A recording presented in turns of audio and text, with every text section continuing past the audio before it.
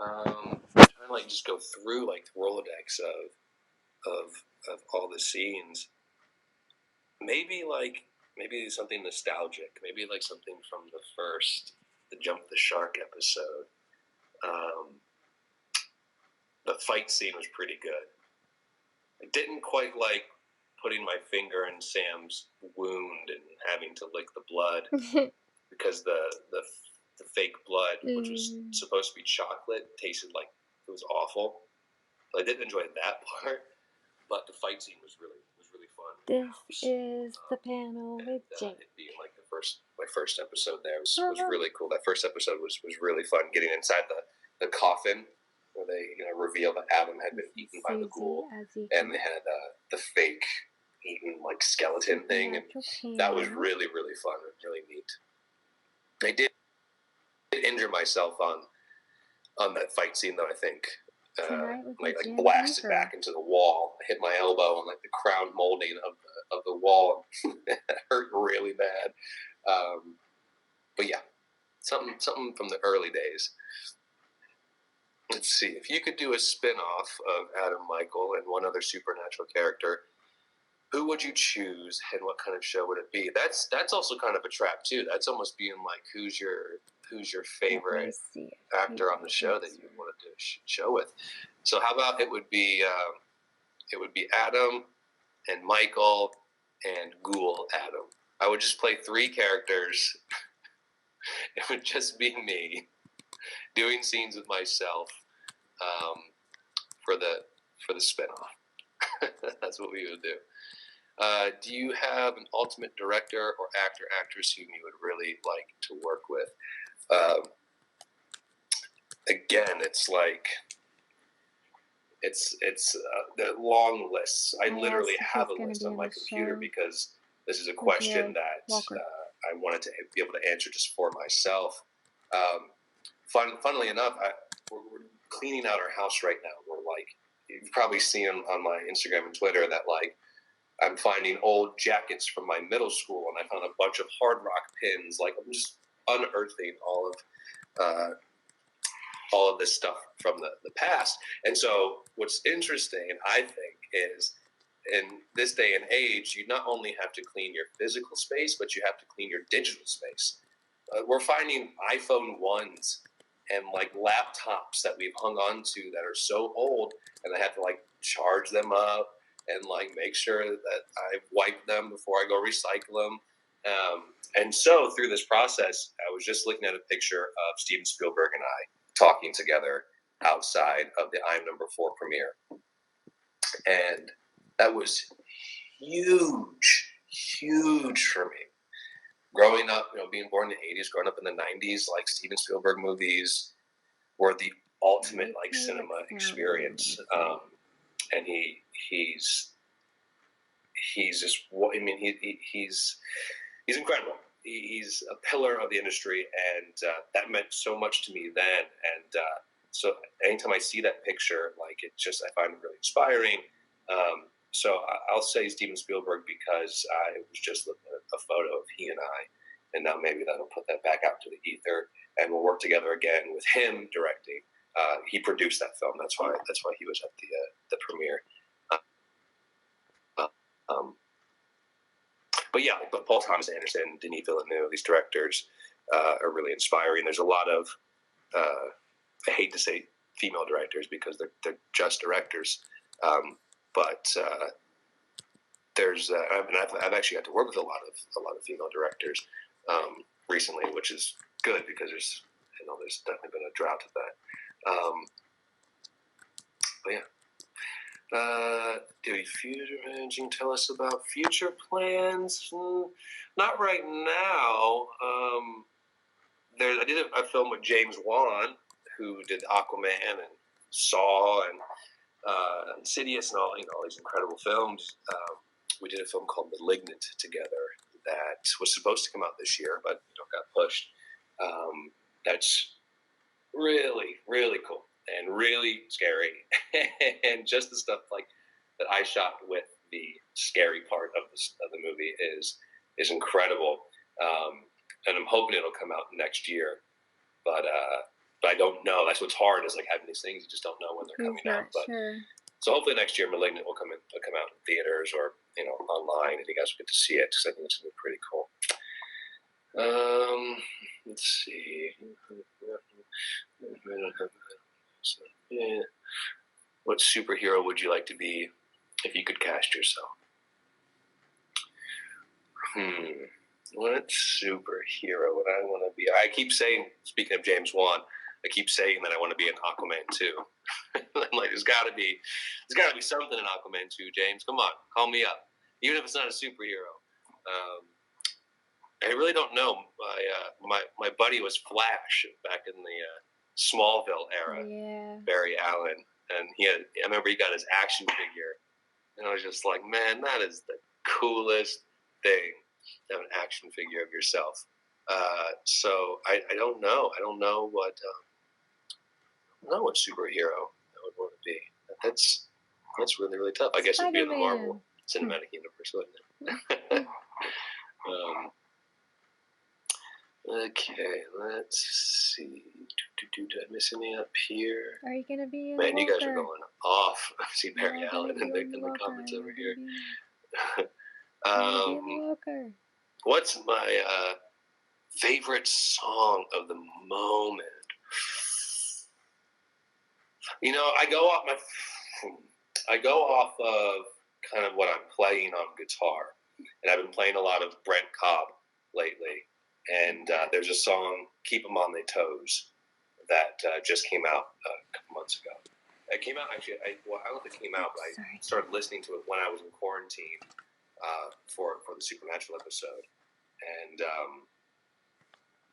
so I've been playing that a lot on guitar. If I pick up and strum something out, it's usually that one or "King of Alabama." Those are his two songs that I've been playing a lot. But I listen to a lot of music. I have a Spotify membership, and it's been the greatest investment I've ever made. Jared is tomorrow. Because 10 Beavers tonight. There's music going on.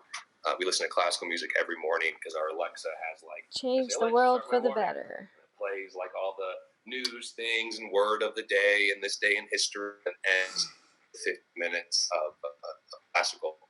And hence, Amadeus being one of my favorite films, which is about Mozart. What is one thing you had to learn for your character or your time on the show? I wonder if there's anything I had to learn. Let's see if he'll do a funny one. For Adam, I don't think that he did. I mean, like I said, there were some fight sequences in the earlier episodes, but I don't know that I had to learn anything for him, unfortunately, because I love getting characters in films and TV that I have to learn something for. Like I did this film Flash of Genius where I had to use an acetylene torch to basically torch a car apart, like the frame of a car. It was so fun. I've never done it since. Wouldn't know how to do it, but got to do it that day. Learning to do harness work for Percy Jackson. I mean, we learned a lot of stunt work using harnesses. I actually have it's called a full jerk vest, and it's a full vest and from that movie. So if you put some rope on me and you could pull me up a tree and I could fly around the yard. But I don't think that I learned anything to play Adam, unfortunately.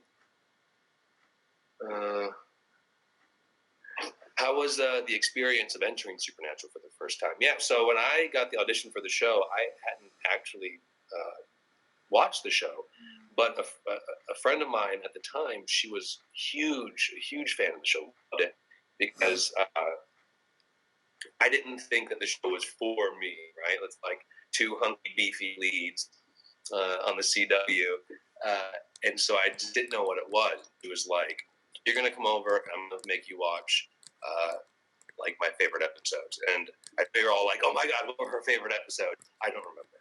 I think one of them had the clown. But so she showed me these episodes, and I was just like, holy shit, this show is hilarious, and these guys are so funny. And she was like, yeah, idiot, everyone else knows that. So I had a lesson that day. She learned me that day. So then I immediately went from like, I have no idea what this is, to I can't wait to get there and be a part of this. And it was exactly that. It was so much fun. A great cast and a great crew, and that crew has been there. I mean, so like I posted a picture of had people sign my last script for Inherit the Earth, and there's like Robin from props, the camera department. Like these people were there on my first day, and they were still there at my last day, and that's really special, guys. Like no show has that.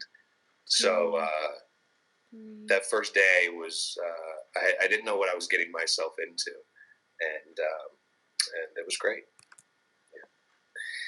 Yeah. Did you and Jensen have conversations about how to portray Michael? No, not at all. No one told me to do anything, which I guess worked out, which is kind of cool too, because I feel like everyone's kind of got like their favorite version of Michael and these characters that have, used these meat suits. And I don't even really know if there's any of us that had any similarity crossovers just by coincidence or not. But no, they just kind of let me do what I wanted to do, I guess. What language would you love to learn? Ooh, I think Italian. I speak very, very little Spanish. I took 2 years of Spanish in middle school, and it's funny. Like if I'm traveling, like if I'm in Mexico, I'll find it'll jump out. So things will it's in the recesses of my brain. Something will jump out, but I by no means speak it. Barely understand it, but I can get by if I had to. But I think another romantic language would be an easier segue, and I think Italian would be amazing. Were you satisfied with Michael's ending? Kisses from Brazilians. Yeah, I think so. I think, like I said, it makes sense. It makes sense, his ending. I wish Adam would have had an on-screen goodbye, but that's okay. And I like to think that Michael did mean it when he wanted to help the boys, and it was Lucifer who sort of got under his skin and made him do what he did, unfortunately. But for me, I'm here for the story. I fight for my characters, but I fight for my characters to make the story better. And if him seeking his father's approval one last time made for a better ending for Sam and Dean and that whole narrative, then that's absolutely the right call. It doesn't matter what I think. Last question time. If you could ask us fans anything, what would you ask? I would ask that you follow me on to my next project with the same love and fervor and emotion that you have for Supernatural. Whatever that may be. Hopefully I'll get on some kick some cool tent movie, and we can all hang out like that for that in the future. Who knows? I'm not sure if that was the last question. I see. Well, thank you guys so much for my first online Q&A. You guys have been fantastic. I love you all. Stay safe, protect each other, and I'll see you in the next one.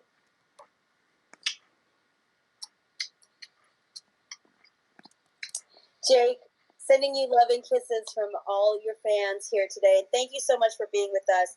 It's so nice to see you virtually, and we are looking forward to your future projects. Okay, guys, tipping is now done, and we're going to bring you the results in just a few moments. But first, make sure you're signed up on our email list through our website, creationent.com, and follow us on social media at CreationENT on Facebook, Twitter, and Instagram. And hopefully we'll be able to come back with live events soon. We really miss seeing you guys so much. All right, our winner is Kayla Hammond. Kayla Hammond, you're our winner of the 5-minute one-on-one video meet and greet. That's going to happen right after this, right in just a few moments. So just make sure that your email address is updated. But just in case, hang out in this chat, just in case you have an issue sending you your link. All right, guys, we're going to be back at 4:15 Pacific time with the one and only Jim Beaver. Don't miss it. Oh, 4:15. No, that's Pacific. Okay. Bye. Bye. Thank you, Jake.